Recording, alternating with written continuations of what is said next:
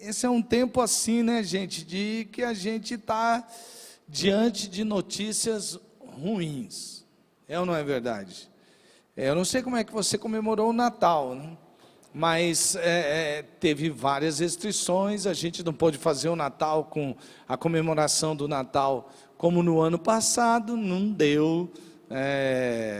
Houve um outro decreto também que restringiu ainda mais a nossa movimentação, né? Tem o toque de recolher, então você não podia ficar indo de um lugar para o outro. Também teve a restrição de número de pessoas numa mesma casa. E aí a gente vai recebendo notícias tristes, né?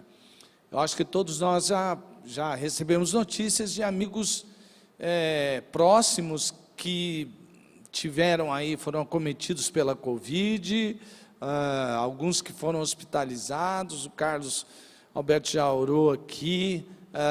Nós temos parentes próximos que foram afetados também. Eu sei que tem gente aqui que está me ouvindo que pode já ter perdido alguém por causa dessa doença, e a gente está vivendo momentos difíceis, muito difíceis.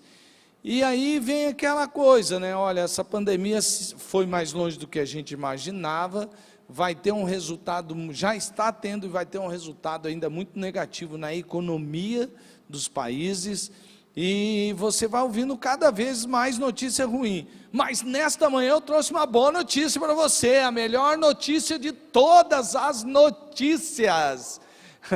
É verdade, é a melhor notícia de todos os tempos. Você imagina, olha, me conta aí qual é a boa, qual é a nova, a boa nova, e nós vamos contar hoje. Sim, porque diante de tudo isso, existe uma boa nova, é o Evangelho. Você sabe que a tradução literal para a palavra Evangelho é o quê? Boa nova, as boas novas da graça de Deus, do amor de Deus, da ação de Jesus. Aliás, o texto que a gente vai ler faz referência justamente ao momento em que Jesus volta para a sua cidade, onde ele foi criado, Nazaré, um pequeno lugarejo muito pobre. Aliás, a região toda da Galiléia é uma região muito pobre. E Jesus vai para a cidade onde ele foi criado, que é uma cidade, um lugarejo dos mais pobres da Palestina. E ali ele se revela o Messias, porque está na hora da leitura, lá na sinagoga, eles tinham o culto deles, né? E aí tinha uma parte que, eram vários momentos naquele culto na sinagoga, né? E aí tinha um momento em que, se tivesse alguém ali, que fosse um Messias proeminente, um Messias importante, um rabino, um rabino importante, um rabino que já tivesse uma certa notoriedade, ele era chamado para ler um texto da palavra de Deus.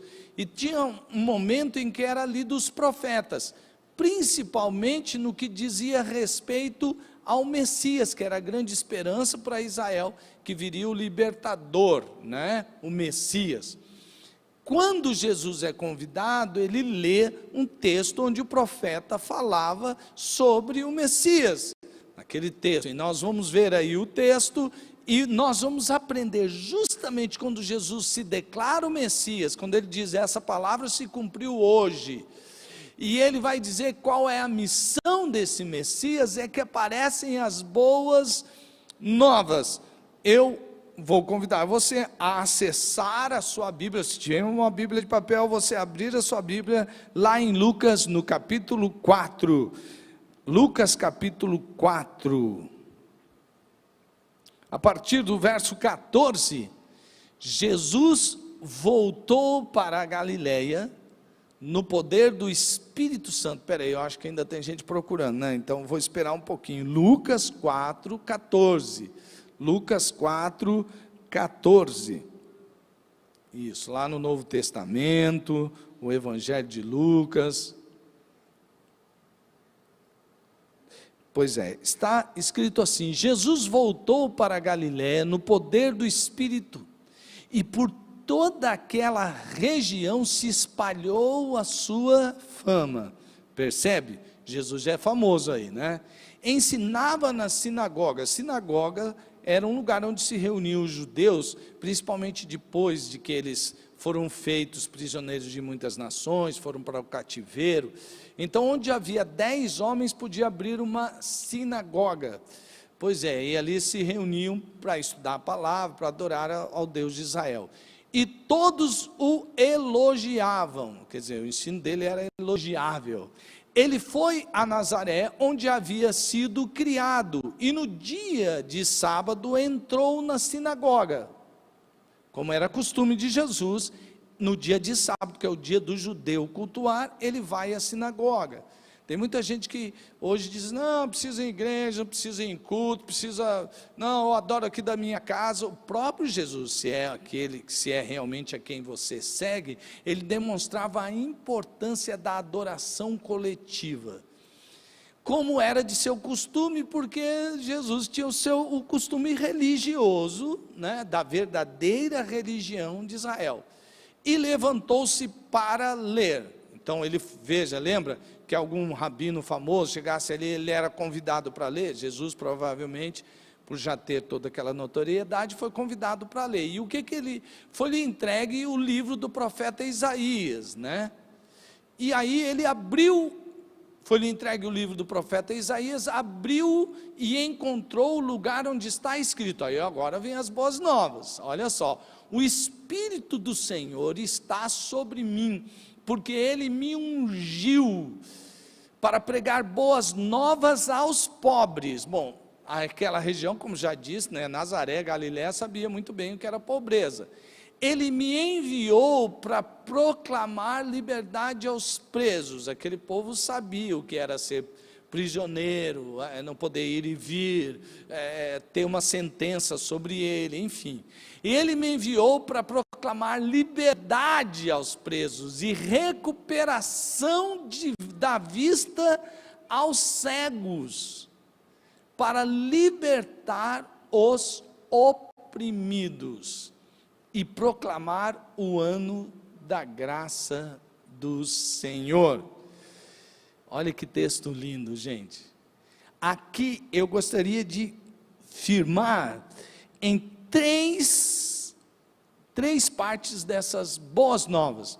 São 3 notícias boas, dessas boas novas, para a gente se alegrar e tomar posse dessa verdade para a nossa vida. A primeira boa notícia aqui, porque veja só, Jesus está dizendo que o Espírito de Deus está sobre ele para ele proclamar as boas novas aos pobres. Pobre aqui tem o sentido de miséria, miséria mesmo. Não é como aquela viúva pobre que foi lá e ofereceu a sua moedinha, ela tinha um pouquinho, do pouquinho que ela deu tudo. Mas a palavra para pobre aqui é aquele miserável que não tem nem o que comer. Ele não tem nada no bolso, ele é um miserável total. E aí você vai ver o que Jesus fala. Quem é esse pobre? Porque se Jesus veio para anunciar o pobre, a gente vai perceber que não é só o pobre materialmente.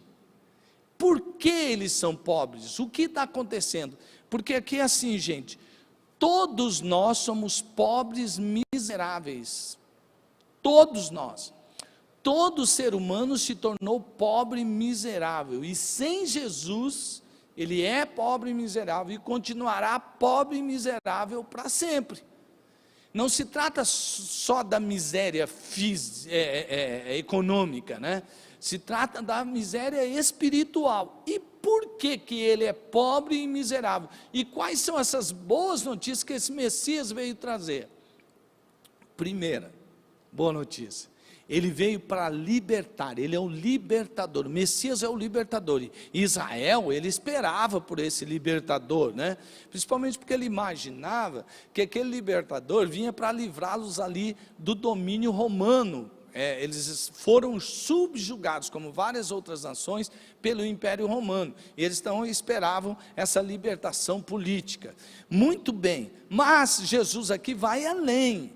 Ele está dizendo, eu vim para libertar o preso. Quem que é esse preso aqui? Então, é claro que um preso, você imagina, alguém colocado numa cadeia, ele não tem liberdade de ir e vir. Então, ele não vai para o lado que ele quer, não sai para onde ele quer ir. Tem uma sentença sobre ele. Ele foi condenado por algum crime que ele cometeu, por isso ele está preso. Opressão é aquele que está carregando um fardo pesado demais, que está sendo oprimido por algum tipo de sistema opressor. Por exemplo, Israel conhecia muito bem o sistema opressor político, Israel sabia muito bem da opressão econômica, né?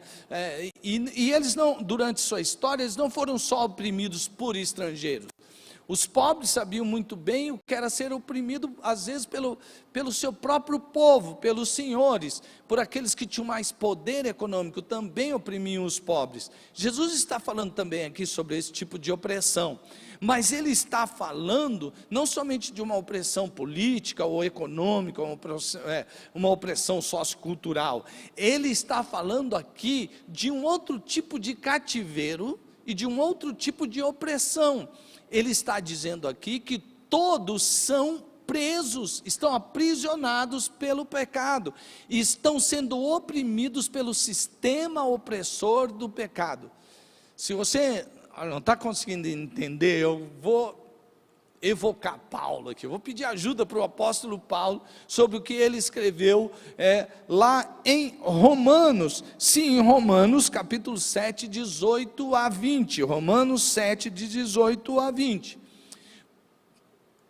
sei que nada de bom habita em mim, Paulo está falando, olha o sistema do pecado, isto é, em minha carne, porque tenho o desejo de fazer o que é bom, eu tenho o desejo de fazer o bem, né? Está dizendo, mas não consigo realizá-lo, pois o que faço não é o bem que desejo, mas o mal que eu não quero fazer, eu continuo fazendo. Ora, se eu faço o que não quero, já não sou eu quem o faz, mas o pecado que habita em mim. Essa é a opressão do pecado. Eu não sei quanto a você, mas quanto a mim, eu muitas vezes me vejo querendo fazer algo e não faço. E outras vezes tem algumas coisas que eu não quero fazer, que eu faço. Só que eu percebo uma coisa, antes de conhecer Jesus, todo homem, ele não tem escolha, apesar de haver essa natureza, que nos impele a fazer o que é mal, e não nos dá aquela liberdade de fazer o que é bom, quando a pessoa não tem Jesus, ela não tem escolha, ela está sobre aquela condenação, ela está sobre aquela opressão. Com você é assim? Você fala assim, que coisa, eu queria fazer esse negócio que se eu não consigo, mas é um mal que eu não quero, parece que eu sem querer estou fazendo. Jesus está falando sobre essa miséria humana. Sabe por quê que é miséria? Porque isso atrapalha os seus relacionamentos, não é verdade? Tem coisas que estão na sua vida que trazem maldição atrás de maldição. Quando você quer fazer o bem dentro da sua casa e você não consegue, e o mal que você não quer você faz, os seus relacionamentos são prejudicados, o seu casamento é prejudicado, a relação sua com seus filhos são prejudicadas. Isso daí é a opressão do pecado sobre a sua casa, sobre os seus relacionamentos. A gente percebe essa opressão no mundo inteiro. A gente percebe em homens maus que, por exemplo, se oportunizam para ganhar dinheiro mesmo em meio à pandemia.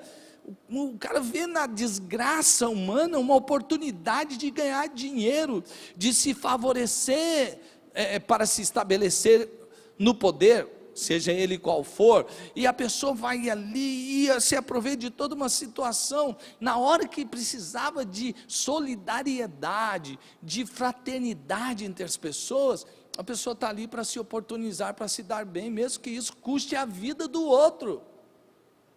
Isso é o sistema opressor, isso que a gente vê acontecendo na humanidade, é por causa do pecado, desse sistema que prende, que escraviza e que oprime. E Jesus está dizendo assim, justamente eu estou aqui. Sabe quando o cara diz assim, foi para isso que eu nasci? Ele está fazendo uma coisa que gosta, fala, foi para isso que eu nasci. Jesus também está dizendo isso, ele está indo além, ele está dizendo, olha, vocês não entendem, eu nasci com um propósito, eu sou o Messias, eu vim libertar vocês da escravidão e da opressão do pecado e de tudo aquilo que ele produz na sua vida e nos seus relacionamentos. A outra boa notícia, além dessa da liberdade para o preso e oprimido, é que ele veio para dar visão para os cegos. Então olha só, Jesus veio para trazer liberdade, Jesus veio para trazer visão para os cegos. Nós sofremos com a falta de visão, porque nós, quando enxergamos o nosso próprio ponto de vista, a gente se torna pessoas, principalmente nesse momento, pessoas ansiosas. O que vai acontecer? Será que eu vou, se eu for ali, será que eu vou ser contaminado? E se eu for contaminado, eu vou estar entre os 90%, né, que é mais ou menos o que as pessoas dizem, que sofre alguma coisa, nenhuma, vou ser assintomático, vou sofrer alguma coisa, ou será que eu vou fazer parte daqueles 10% que vai sofrer muito com a doença? E a gente fala, como que vai ser meu futuro? Meu Deus, olha só, eu vendia tanto, agora eu não consigo vender, eu fui despedido porque teve que fazer corte na minha empresa, o que vai acontecer comigo? Aí você começa a enxergar um presente super ruim, e quando você olha para o futuro, você não enxerga nada. Jesus, ele entra para nos dar uma nova visão sobre as coisas, inclusive sobre a vida e a morte. Porque muitas pessoas ficam com medo de morrer também, porque eles não sabem o que vem a seguir, o pós-morte. E Jesus está dizendo aqui, olha, eu vim para abrir os olhos de vocês com relação a tudo isso, porque Jesus sabe que nós estamos condenados à prisão do pecado, e sabe que essa sentença é uma sentença de morte, porque todos pecaram e destituídos estão da glória de Deus, porque o salário do pecado é a morte. Então a sentença que está sobre nós é morte. E aí a gente, quando não tem os olhos abertos, a gente fica super preocupado com a vida e com a morte. Jesus veio para dar visão para aqueles que estavam cegos, ou seja, todos nós. Para ilustrar essa passagem, assim como pedi para o apóstolo Paulo uma ajuda para a gente no texto, eu quero citar uma história, que depois, se quiser conferir, está lá em Lucas, no capítulo 18, no versículo 38, tem um cego que está gritando assim, Jesus, filho de Davi, tem misericórdia de mim. E o povo fala, fica quieto, não atrapalhe o mestre, ele está num momento importante, o Messias, ele é o Messias, está indo para Jerusalém, e ele está dizendo que ele vai para lá para morrer, mas está anunciando que vai ressuscitar, ele é o Messias, o Filho de Deus, não atrapalhe a mensagem dele. Os seguidores estavam ao redor de Jesus, fazendo aquela procissão, aquela caminhada rumo a Jerusalém. Jesus está passando ali por Jericó, e o cego gritava mais alto, por mais que ele fosse repreendido, Jesus, filho de Davi, tem misericórdia de mim. E ninguém conseguia calá-lo. Quando ele cita assim, filho de Davi, ele está citando um termo messiânico. Ele já reconhecia que Jesus era o Messias, e como Messias, ele também tinha poder, porque o Messias ia realizar muitos sinais, entre eles o poder para curar. Então ele quer ser curado, e Jesus então vai até ele, devido à sua insistência, e pergunta, o que você quer que eu faça a você? E ele diz, eu quero ver. E Jesus vai dizer, você vai ver muito mais do que você está pedindo para mim enxergar. Aí o cego, ele é milagrosamente curado. Eu imagino aquele cego, ele começa a ver, ele vê as cores, ele vê todas as dimensões, ele vê as pessoas que estão ao seu redor, que ele só ouvia a voz, imaginava mais ou menos como era, agora ele está vendo. Mas a principal visão daquele cego é que quando ele abre os olhos, ele vê Jesus, e ele vê diante dele o libertador, ele vê diante dele aquele que veio para trazer visão para ele. E o que eu estou dizendo é tão verdade, que aquele cego, ele deixa tudo e começa a seguir Jesus, porque ele percebe que ele não somente foi curado da sua visão fisiológica, mas ele também não só foi curado fisiologicamente, ele foi curado também espiritualmente. Ele vê Jesus, então agora ele vê coisas que ele não via antes, e ele deixa tudo porque fala assim: aqui está diante de mim o Messias esperado, eu vou segui-lo. A vida dele começa a ter um novo sentido, e ele vai perceber na caminhada junto com Jesus, que Jesus vai até a cruz, ele vai ser morto, mas ao terceiro dia ele vai ressuscitar, e assim ele vai mostrar para todos o que é enxergar a vida de verdade, que ela não termina por aqui. Essa escravidão e opressão do pecado chegou ao fim, porque Jesus ali está, e agora eles podem enxergar a vida e a morte de uma maneira diferente, eles podem enxergar o futuro de uma maneira diferente. Aquele que já estava sem esperança por causa das tribulações do momento, agora pode enxergar um futuro que é diferente da opressão que eles estavam vivendo naquele momento. Agora eles podem enxergar a vida numa nova ótica. A cosmovisão muda quando Jesus entra nas nossas vidas. Essa é uma bela e boa notícia, irrefutável verdade que muda a vida das pessoas. Jesus então devolve a visão para ele, e com isso ele está mostrando verdadeiramente que se cumpriu aquilo que ele estava lendo lá no começo do seu ministério em Nazaré, na cidade onde todos olhariam para ele dizendo assim: você é o Messias? Você vai trazer libertação? Você vai dar vista aos cegos? Que isso, nós te vimos nascer, você não é o filho de José e Maria, teus irmãos e tuas irmãs não moram por aqui? A gente sabe quem é você.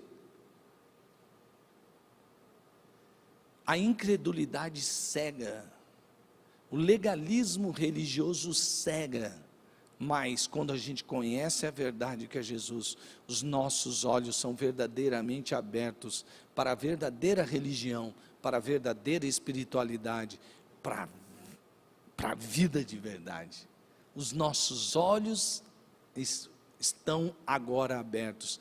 Eu era cego, mas agora eu vejo.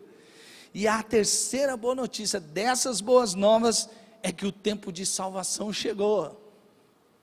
É um tempo de liberdade, sim, é um tempo de visão, sim, é um tempo de salvação.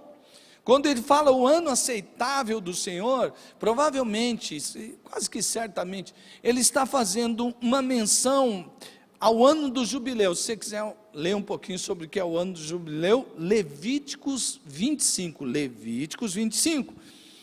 ocorria a cada 50 anos, quer dizer, 49 anos a pessoa passava sobre suas lutas, e vai para lá, e vende, compra, e se endivida, e vai para lá, e vai para cá, mas quando chega, depois de passar esses 49 anos, a cada 50 anos, as dívidas eram perdoadas, as propriedades que foram tomadas por conta de dívidas, eram devolvidas, as terras que foram roubadas eram devolvidas, os escravos eram libertos. Muitas pessoas se tornavam escravas de outra, porque eles tinham tantas dívidas que tinham que pagar com o seu próprio serviço, se ofereciam para ser escravos. Mas nesse momento do ano do jubileu, todas as dívidas eram perdoadas, e o perdão atingia a todos. O jubileu apregoava a generosidade do povo e amor pelo Criador. tinha o propósito de relembrar a provisão divina através dos tempos, ou seja, eu não me apego a você me pagar a dívida, eu não me apego a gente ficar nesse sistema opressor, muito pelo contrário, eu abro mão, porque Deus é o meu provedor, e aí todas aquelas dívidas eram perdoadas, e aí tinha um novo tempo, era o ano da esperança, um ciclo se fechava e um novo ciclo se iniciava na vida das pessoas. Tudo, as dívidas e tudo que havia sido problema durante aquele período era esquecido, e um novo momento se iniciava na vida de cada um daqueles israelitas. Sabe o que a palavra de Deus está dizendo? Pois é, isso aqui é um protótipo, uma antítese do que vai acontecer, e aconteceu, e Jesus disse, está acontecendo agora. Este é o tempo aceitável, este é o período da graça, eu abri a porta da graça, Jesus estava dizendo, e agora todo mundo vai ser perdoado, aqueles que se arrependerem e entregarem suas vidas para mim, vão ter a dívida do pecado perdoado, vão ter todos os seus pecados cancelados no meu sangue, vocês vão viver um novo tempo, o tempo de graça, onde vocês não vão precisar ser escravos do pecado, vocês não vão mais precisar, vocês vão ter poder para dizer não ao pecado, vocês vão ter poder para enxergar de uma maneira diferente do que você enxergava antes. É o tempo da graça, é o tempo da graça. Vocês agora podem ver a morte de uma maneira diferente, porque eu venci. Jesus está dizendo naquele tempo, eu vencerei a morte, eu serei crucificado, serei ressurreto, e ele realmente foi crucificado, com seu sangue ele pagou o preço de todas as nossas dívidas, e agora nós temos livre acesso a Deus. Ei, que boa notícia é essa? Nenhuma má notícia pode apagar uma boa notícia como essa, né? Tem gente que diz assim, a gente aqui dá jeito para tudo. Você já ouviu? Isso é um dito popular muito falado. Aqui dá jeito para tudo, só não dá jeito para a morte, mas para o resto, porque a morte é o pior inimigo do ser humano, não é verdade? Pois é, mas com Jesus esse ditado cai. Para Jesus ele dá jeito para tudo, inclusive para a morte, porque ele morreu e venceu a morte, agora nele nós vencemos a morte e estamos vivendo para sempre. Você é um ser eterno por causa do tempo da graça, você que entregou a sua vida para Jesus. Olha, medite nisso e aplique isso para a sua vida. Sabe por quê? Essas são as boas novas. Se você já tem Jesus, viva a sua liberdade. Porque parece que alguns filhos de Deus, eles já são livres da opressão do pecado, do cativeiro do pecado, mas eles vivem às vezes como se não fossem. Essa tentação foi maior. Não existe tentação que é maior que o poder de Deus, meu irmão. Sabe o que a gente tem que fazer quando a gente foi tentado e cai? Pedir perdão e falar para Deus, Deus, eu fiz isso porque eu fui sem vergonha. Deus, o Senhor sabe da minha fraqueza, o Senhor sabe que eu caí, que eu fui tentado, não resisti, mas eu te peço perdão. Sabe por quê, Deus? Eu sei que eu tenho em mim poder para vencer as tentações. Viva como um ser livre, porque você vai viver como um cativo, um prisioneiro, se você já foi livre por Jesus. Por que você está enxergando o seu futuro tão escuro? Por que você está com tanto medo do seu futuro? Por causa de um vírus? Por causa de uma pandemia? Por causa de uma doença? Ei, abra os seus olhos, olhe para Jesus, o autor e consumador da sua fé, e você vai ter esperança, mesmo em meio a tantas notícias desesperançadoras, nem sei se existe essa palavra, mas você pode viver uma nova vida em Cristo Jesus, tendo um novo jeito de enxergar tudo. Então não fique enxergando com seus olhos de antigamente, enxergue pelos olhos da fé que você tem agora, profetize novas coisas, viva novas coisas, viva as promessas de Deus. Eu vi alguém dizendo, olha, graças a Deus, eu e a minha casa não fomos atingidos por essa pandemia, e graças a Deus, Deus me libertou, sim, em tudo dê graças. Mas lembre-se que você está falando isso talvez para alguém que teve a sua família atingida. Lembre-se que você está glorificando a Deus pelo que Ele fez na sua casa, mas tem gente lá que serve a Deus como você, mas que está passando por uma perda. Naquele filme em que o garotinho cai num lago gelado, tem uma professora que pergunta assim, sabe qual é a minha pergunta? Por que Deus salvou você, fez um milagre na sua vida, e o meu marido morreu? Por que Ele não salvou o meu marido? Por que Ele escolhe uns e não escolhe outros? E aí? Gente, nós devemos sempre ser solidários, sabe? Porque aquilo que aconteceu ao outro pode acontecer com você. Jesus não está prometendo que Ele vai blindar você contra todos os sofrimentos. Pelo contrário, Ele disse, no mundo tereis aflições, mas tem de bom ânimo, eu venci o mundo. Ele diz assim, se fizeram isso comigo, farão a vocês, porque o mundo odeia vocês. Mas onde está a bênção então?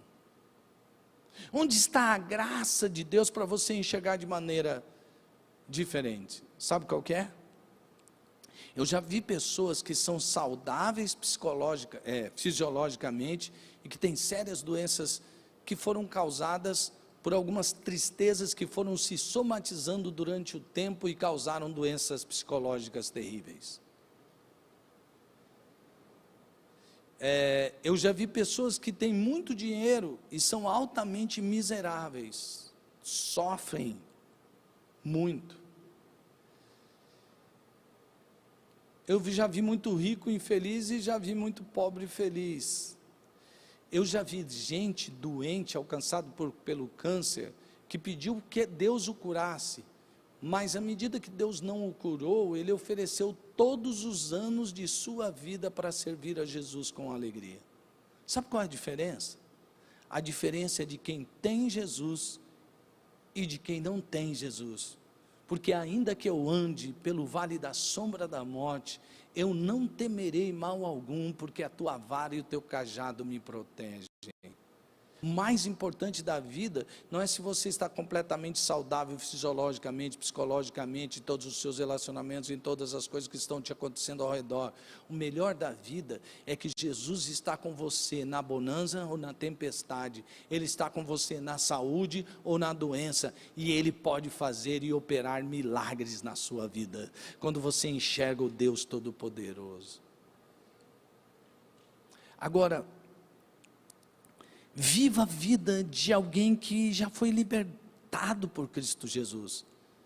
Viva a vida de alguém que enxerga tudo de maneira diferente, do ponto de vista de Jesus. Viva a vida no tempo de graça e não de escravidão, de legalismo religioso. Viva sobre a graça de Deus. Você é um salvo, você está vivendo para sempre. A graça que libertou você da condenação é a graça que sustenta você na salvação.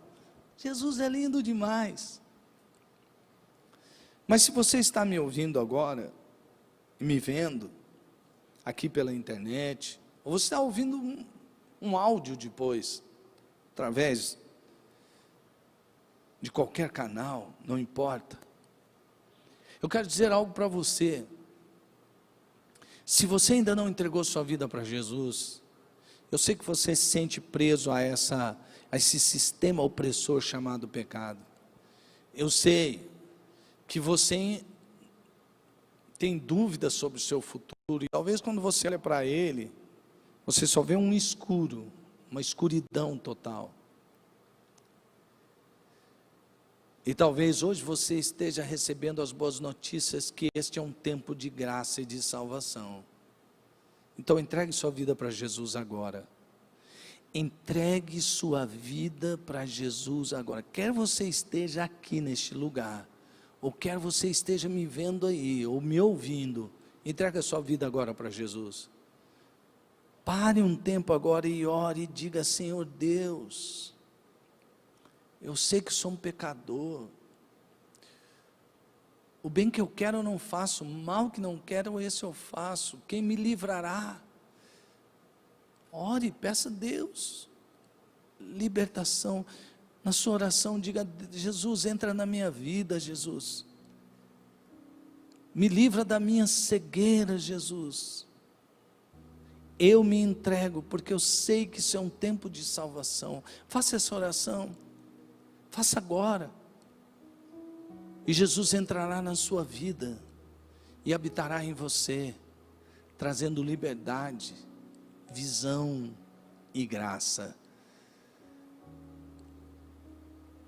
Esse é um tempo de salvação. Aceite Jesus.